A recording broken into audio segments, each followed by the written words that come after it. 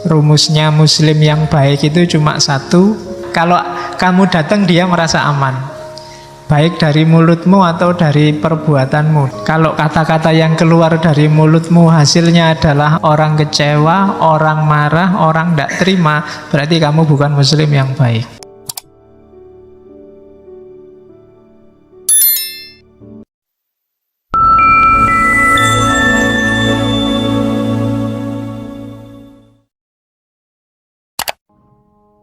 Assalamualaikum warahmatullahi wabarakatuh. Bismillahirrahmanirrahim. Karena hari ini banyak sekali hal yang dibolak-balikkan oleh Allah, jadi kita kebingungan luar biasa mana yang jan-jane bener, mana yang tidak bener. Makanya doa yang sering kita baca itu jangan lupa dibaca terus. Arinal haqqo haqqo warzuqna tiba'ah wa arinal batila batila warzuqna ijtinabah. Banyak di antara kita hari ini yang oleh Allah tidak arinal haqqo haqqo. Jadi yang kebenaran tidak tampil di matanya sebagai kebenaran, dan yang salah juga tidak tampil di matanya sebagai sesuatu yang salah. Dan tidak usah galau, itu semua memang mungkin skenarionya Allah. Maka kita berdoa saja, arinal haqqo haqqo. Ada yang lebih malang lagi, dia bisa melihat kebenaran tapi tidak warzuqna tiba'ah. Dia oleh Allah tidak diizinkan, tidak dikasih kemampuan untuk mengikuti kebenaran yang dia yakini atau menjauhi yang salah yang dia yakini. Maka doa ini sering-sering dibaca, khususnya hari ini. Jangan sampai yang salah tampak benar di mata kita, entah karena apa. Atau sebaliknya, yang benar oleh Allah ditampakkan sebagai salah. Ada cerita yang berkesan yang saya ingat tentang Nabi dan Abu Bakar. Jadi satu ketika Nabi dan Abu Bakar itu nongkrong di depan masjid berdua. Tiba-tiba lewat orang Yahudi. Orang Yahudi ini terus misuh-misuh pada Abu Bakar. Tidak tahu ya misuh-misuh versi Arab itu kayak gimana. Pokoknya Abu Bakar dipisui, dimarah-marahi, dicaci maki pokoknya. Abu Bakar diam.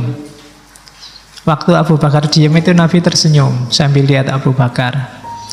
Tapi orang Yahudi ini nekat. Wong sudah tidak ditanggapi Abu Bakar diam, dia misuh-misuh terus. Akhirnya Abu Bakar ya panas toh, dibalas. Ya mungkin nek Jawa dipisu-pisu asu, terus Abu Bakar asu dewe mungkin ngono. Nah, waktu Abu Bakar membalas ini, Nabi pergi. Nah, waktu Abu Bakar jadi nggak enak. Wah, jangan-jangan Nabi tidak seneng nih aku balas. Terus ditanya Nabi, yo saya kan yo manusia, dicaci maki gitu yo bisa marah no. Terus Nabi bilangnya enggak. Tadi waktu dicaci maki dan kamu diam, malaikat datang, dia menemanimu. Tapi begitu kamu balas, malaikatnya pergi, setan yang datang. Jadi karena begitu Abu Bakar balas, levelnya sama kayak Yahudi yang mencaci maki. Itu pelajaran juga bagi kita ya. Kadang-kadang yang kita marah-marahi, kita dicaci maki orang terus kita balas mencaci dia, itu berarti level kita sama. Kita di bid'ah orang terus kita balas mewahabi-wahabikan orang, berarti level kita sama. Jadi jangan jatuh di level yang sama. Kita datangkan malaikat, jangan kita datangkan setan. Rumusnya muslim yang baik itu cuma satu, man salimal muslimuna min lisanihi wa yadihi.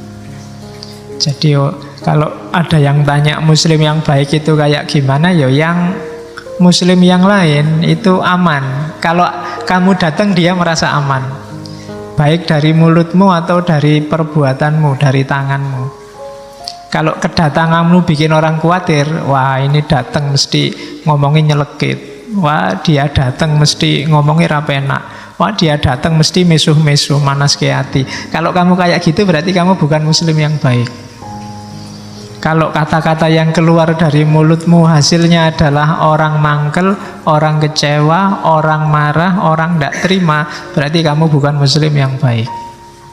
Apalagi perbuatan, kata-kata aja sudah seperti itu. Jadi rumusnya kalau ingin jadi muslim yang baik secara sosial, man salimal muslimuna min lisanihi wa yadihi. Jadi mulutmu sama perilakumu usahakan bikin aman orang lain. Karena kita manusia yang beriman. Satu akar kata antara iman dan aman.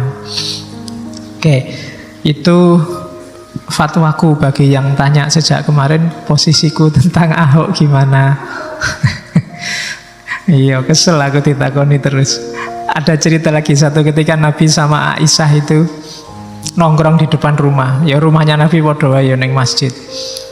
Terus ada orang Yahudi yang mungkin teman-teman pernah dengar, yang mengucapkan salam pada Nabi tapi kalimatnya ditrik jadi bukan assalamualaikum tapi assamualaikum.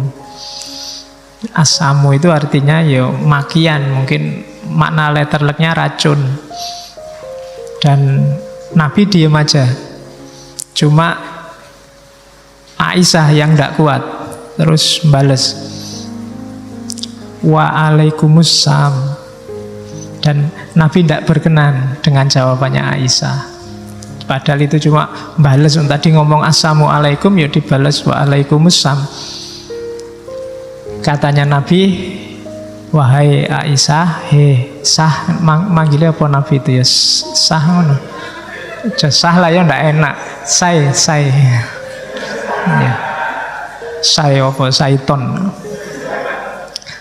Ya, jadi jangan kamu bilang gitu. Kalau seandainya pengen bales, ya ndak usah dikasih sam lah, waalaikum gitu aja.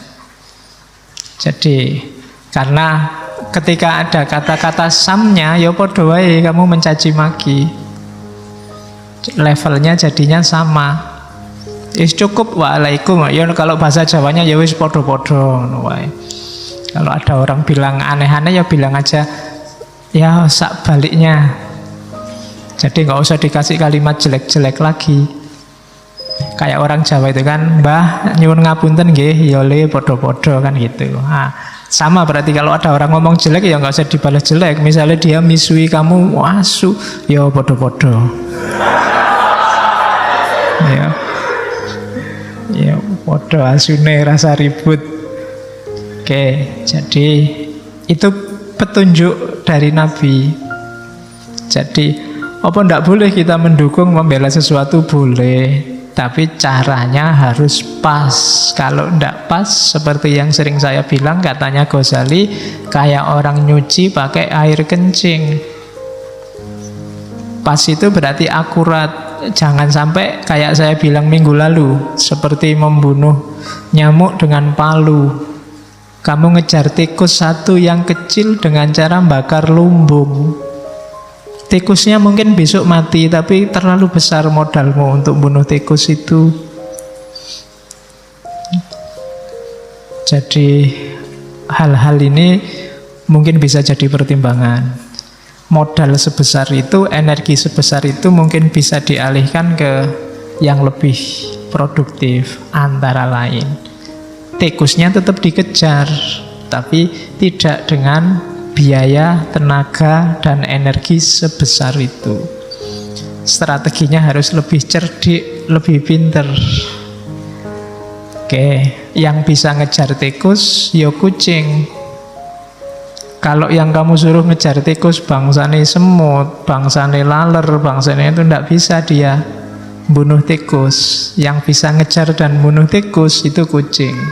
Carilah kucing-kucing, tidak usah banyak-banyak, 2 atau 3 aja kalau hanya untuk ngejar satu tikus. Dan nggak usah dibakar lumbungnya, karena kita butuh lumbung itu untuk nyimpen makanan kita. Oke, sudah ya, kembali ke sini. Silahkan kamu baca sendiri. Kembali ke Max Weber, karisma. Ini memang Max Weber itu tokoh sosiologi. Jadi, dan tidak harus ada yang tanya, Pak, ini kan sosiologi bukan filsafat. Ya, filsafat di ngaji kita definisinya bukan ilmu filsafat, tapi filsafat yang jadi induknya.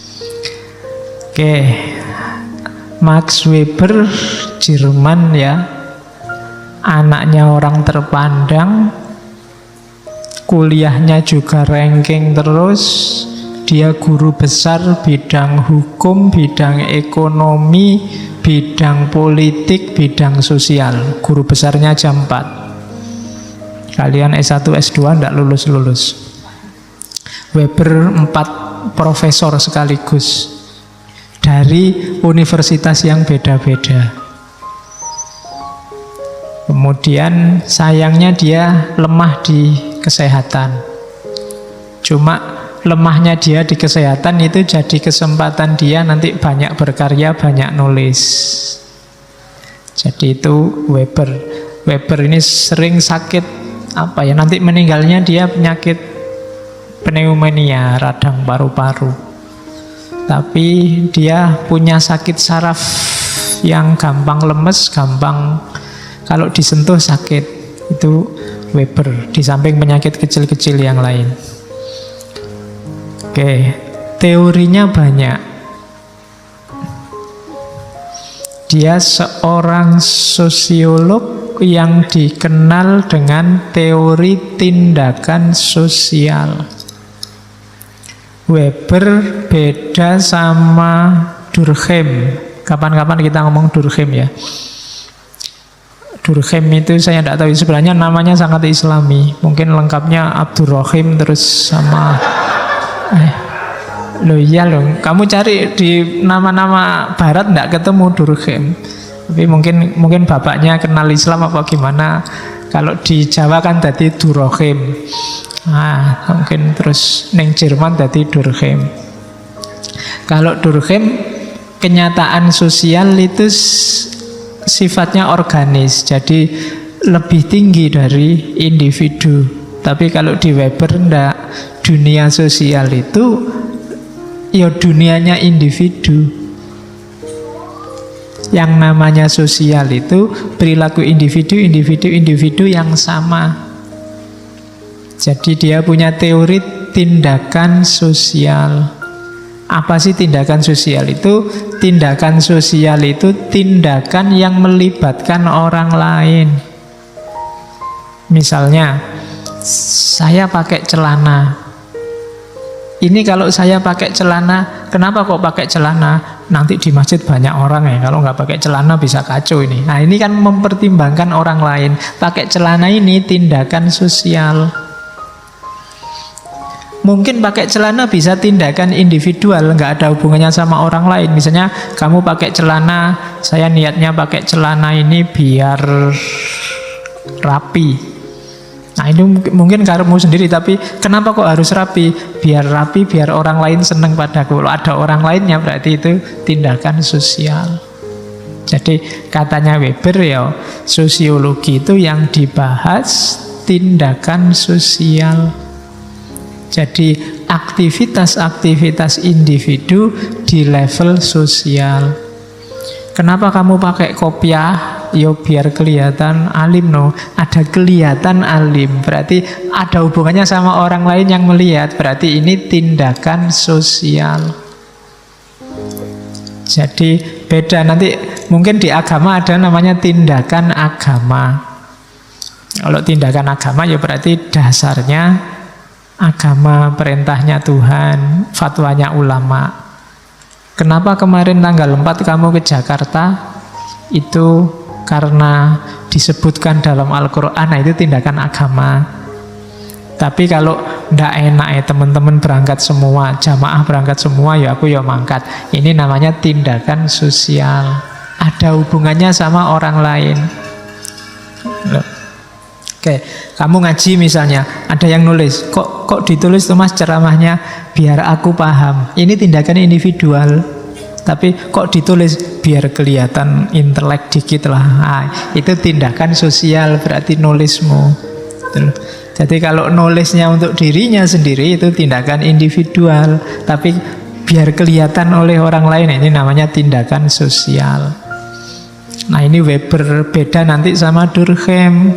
Kalau Durkheim enggak, dunia sosial itu ya dunia interaksi antar manusia itu, bukan tindakan individual. Jadi dunia sosial itu dunia jaringan bareng-bareng. Itu namanya dunia sosial. Yang diomong, dan dunia sosial itu lebih tinggi daripada dunia individual. Dunia jamaah masjid itu dunia sosial, levelnya lebih tinggi daripada individu-individu. Itu Durkheim. Tapi kalau Weber enggak, dunia sosial itu ya tindakan individu-individu yang berhubungan dengan dimensi sosial.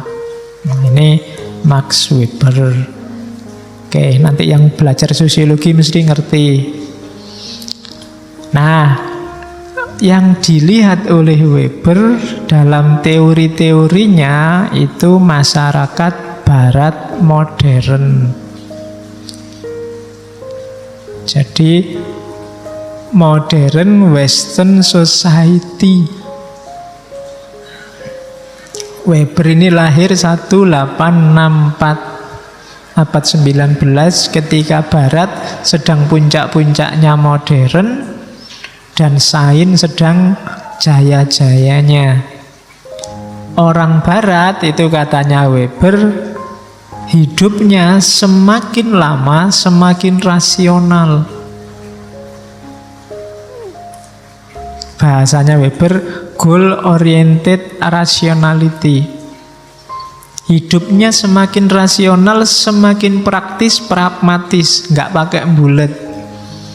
Pingin apa, ya ini yang harus dilakukan. Tidak harus muter-muter pakai dalil, tidak harus pakai tradisi, pakai analisis jelimet, pakai filsafat yang muter-muter, enggak. Orang Barat cenderung pragmatis, goal oriented, orientasinya hasil. Oke, pingin dapat pacar ya nembak lah, langsung, nggak kakean mikir piye yo, aku nek ditolak piye anu, ya nembak aja, kalau ditolak ya cari lagi, simple.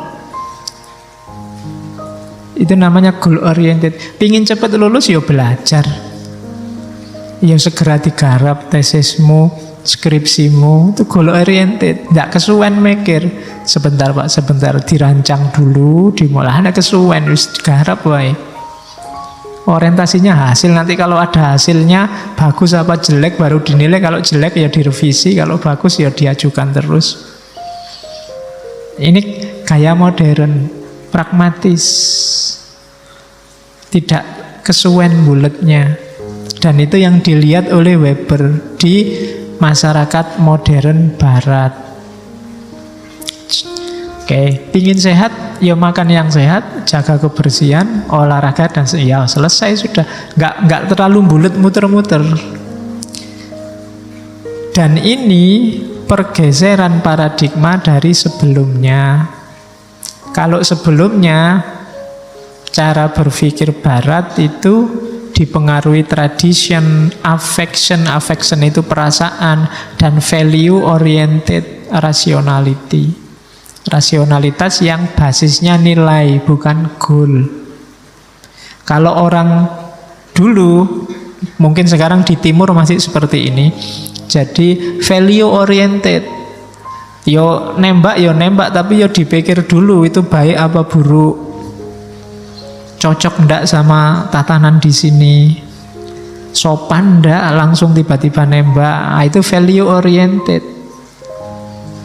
Nilainya dibahas juga, ndak ujuk-ujuk nembak. Kalau salah tembak gimana? Kalau bagi masyarakat jelek gimana? Kalau ndak pantas gimana? Lahirnya bisa kontraproduktif. Nah, itu value oriented. Affection, main perasaan. Ya ndak enak lah, ndak pantas lah. Nah, itu affection. Tapi kalau Barat modern itu ndak lah. Ya perasaan nanti lah. Yang penting kan tujuannya kena. Ndak pantas, ndak apa-apa, tapi kan boleh, sah. Nah, itu goal oriented. Oke. Dan tradition itu ya biasanya bagaimana? Kebiasaan yang jalan bagaimana? Jadi sebelum modern, orang itu hidupnya dipengaruhi oleh tradisi, afeksi, dan nilai. Biasanya bagaimana, pantas tidaknya bagaimana, dan nilai yang jadi pijakannya apa. Biasanya minum di ngaji ini 1 gelas, ya kamu 1 gelas. Kalau sudah habis ya wis. Meskipun kamu haus, ndak enak harus ngapekne. Nah, itu tradition. Affection juga ndak enak, tak miring ngelirik terus saya mau ngambil lagi. Jangan-jangan perasaan aku nanti. Nah, itu kan. Terus value, nilai. Wah, nilai itu ya dasar. Masa ya pantasnya itu ya kalau mau minum banyak-banyak ya kesini besok bawa jajan juga biar imbang. Ya, itu value, nilai. Ada nilai harmoni, nilai kepantasan, ada rasa, ada tradisi main. Ini dulu katanya Weber. Tapi semakin orang modern semakin goal oriented. Tujuannya minum ya biar ndak haus. Kalau ndak haus aku ndak usah ngambil minum. Tapi kalau aku sangat haus 2 gelas ya ndak apa-apa. Rasional saja. Tujuannya makan ya biar nggak lapar. Kalau sedang sangat lapar sampai 2 piring ya ndak apa-apa, wong memang masih lapar. Tapi tradisi sebelumnya itu ya pertimbangan kebiasaannya bagaimana. Kadang-kadang kita makan itu kan juga kebiasaan. Pokoknya sehari 3 kali itu kebiasaan namanya. Kadang-kadang mulai pagi sampai jam 12 nyemil, terus begitu jam 12 waktunya makan ini. Padahal ya perutmu mungkin masih penuh, tapi kan sudah jam waktu makan, ya kamu makan. Itu tradition. Kebiasaannya begitu. Jadi kenapa kamu makan siang? Karena biasanya begitu. Bukan karena siang hari kamu sudah lapar. Affection juga begitu. Urusannya rasa. Lagi-lagi pakai rasa. Dan value. Jadi yang dilihat oleh Weber sekarang masyarakat barat yang semakin modern. Dan ini kayak banyak filosof barat yang lain, bahwa sejarah itu berkembang ke arah yang lebih rasional. Kayak Hegel itu kan dia juga bilang sejarah berkembang ke arah yang lebih rasional. Darwin dengan evolusinya juga melihat organisme itu berkembang ke arah yang lebih rasional. Jadi ndak usah galau kalau ada peristiwa konflik macam-macam, tabrakan antar pemikiran. Percayalah besok yang survive adalah yang lebih rasional. Yang tidak rasional akan tergilas. Nah, itu katanya Weber. Jadi social action yang fokus umumnya pada masyarakat barat dan cirinya adalah goal oriented rationality, meninggalkan tradition, affection, dan value oriented. Meskipun hari ini orang barat sedang berusaha mengembalikan lagi tradition, affection, dan value orientednya dalam banyak kajian. Makanya kajian-kajian model timur marak lagi, kajian-kajian model New Age, spiritualitas baru marak lagi, karena mungkin orang capek goal oriented. Sekarang mulai didengungkan bahwa hasil itu tidak lebih penting daripada proses. Itu nanti hubungannya sama nilai. Itu barat hari ini. Sementara kita baru mau goal oriented. Barat sudah ingin meninggalkan goal oriented. Nah, ya enggak apa-apa. Nanti yang kita tinggal diambil oleh barat, terus kita pakai miliknya barat. Terus kita rindu lagi pada milik kita yang lama. Terus barat pingin lagi dengan rasionalitasnya yang lama. Ya wis, itu bagi Ibnu Khaldun ya sejarah itu memang kayak gitu, muter. Dulu kita belajar dari barat, Yunani, terus kita jaya. Sebaliknya barat belajar dari kita, terus kita kalah. Kebalik, sekarang kita belajar dari barat. Dulu orang barat mimpi-mimpi bisa dapat beasiswa di negara-negara Islam, bisa dapat beasiswa di Nizamiyah, di Al-Azhar dulu sebelum Barat maju. Tapi sekarang kebalikannya, kita yang mimpi-mimpi dapat beasiswa kuliah di Barat. Kita yang mimpi dapat beasiswa ke Jerman, ke Belanda, meskipun itu untuk belajar ilmu kita sendiri, belajar Al-Quran, belajar Islam, itu malah ning Jerman, ning London. Ya karena kita memang kalah dalam peradaban. Kalau belajar di negaranya sendiri apa ndak bisa? Ya bisa, cuma isinya ya tawuran terus di negaranya sendiri. Ya, sidik-sidik tawuran. Dapat beasiswa ke Yaman, 2 bulan di sana diserbu oleh Arab, suruh pulang, karena perang. Dulu saya punya tetangga dapat beasiswa di Suriah. Ya sekarang pulang, kalau di sana perang. Irak juga perang, Afghanistan, Pakistan, isinya perang kabeh.